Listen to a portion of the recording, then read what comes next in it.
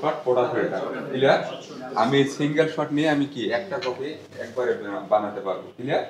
So আমি তখন double shot পোর্টাফিল্টার ব্যবহার করবো, একসাথে দুটো কাপ দিয়ে দেবো, তাহলে কি দুটো কপি একসাথে মেক করতে পারবো। সো ডাবল শট কিভাবে নেব দেখেন, এই যে এখানে কি আছে, এটা সিঙ্গেল শট, এটা ডাবল শট। এই যে এভাবে সুন্দরভাবে নিয়ে নেব, আমি চাপ দিয়ে ধরে থাকবো না। ক্লিয়ার? আমি জাস্ট হালকা চাপ দিয়ে একটু পিছনে নিয়ে আসবো। ক্লিয়ার? এটা শেষ হয়ে যাবে সুন্দরভাবে। এখানে নিয়ে এসে হোল্ডারে আমরা কি করব, ক্যাম্প হোল্ডার, ক্যাম্প হোল্ডারে আমরা এটা রাখবো সুন্দরভাবে। এই যে ডিস্ট্রিবিউটর আছে না, জাস্ট একবার এরকম করলাম।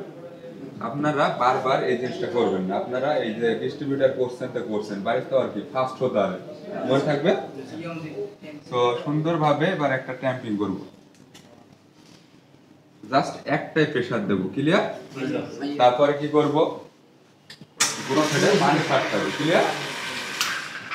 দেন এটাকে এই যে দিয়ে দিলাম। তারপরে কি করব, আমরা ডাবল শট দুই সাইডে আমি ভাগ করে দিলাম, দুইটা কাপ করলাম না। এখন আমি এই যে ডাবল শট বাটন প্রেস করলে আমার দুই সাইডে কিন্তু দুটো বিভক্ত হয়ে গেল, 30 ml করে দুই সাইডে চলে যাবে। ক্লিয়ার?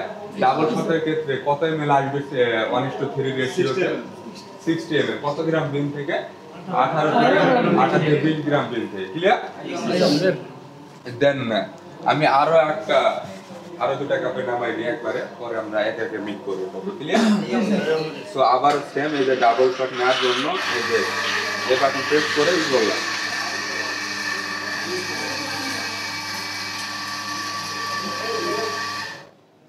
সো সেম প্রসেস দেখেন, এই যে ডিস্ট্রিবিউট করলাম, তারপরে আপনার এই যে ট্যাম্পটা করবে। বা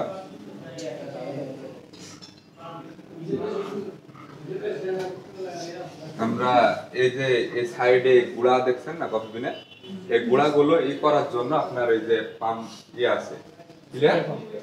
স্প্রে পাম্প স্প্রে। ক্লিয়ার? তো সেটা ব্যবহার করবো, মনে থাকবে। ডিস্ট্রিবিউটর কেমন হতে হবে, এরকম সমান হতে হবে।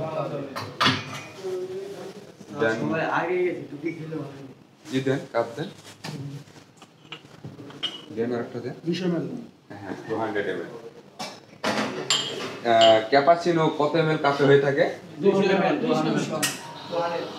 200 ml আমাদের এখানে হচ্ছে, কিন্তু মূলত 150 to 180 ml কাপে সাধারণত হয়ে থাকে cappuccino. Clear? লাতে 250 to 280 ml। Clear? আমরা কি করি, এখানে আমরা 300 ml এ মেক করতেছি।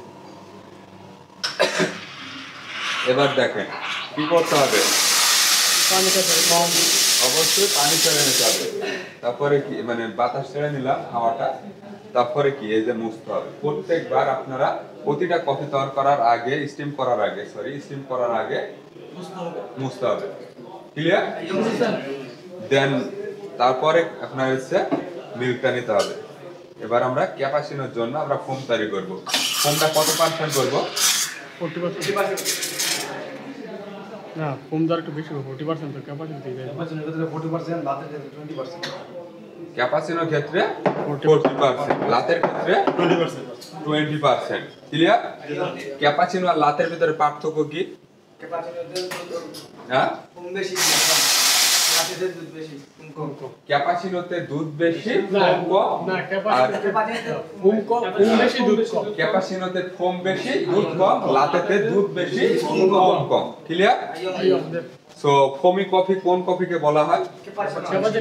মানে ক্যাপাচিনোকে ফোমি কফি বলা হয়। ক্লিয়ার? এবারে ট্যাপ করতে হবে, আমাদের ফোম করার পরে বেশিক্ষণ ওয়েট করা যাবে না। ক্লিয়ার?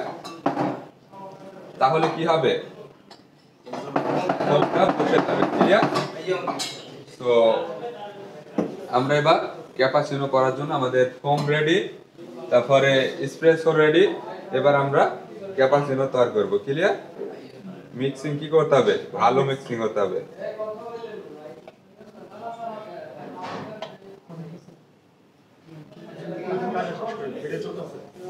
এটা কি ক্যাপাচিনো।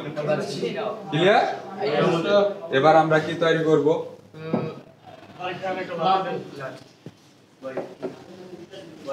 এবার আমরা লাতে তৈরি করব।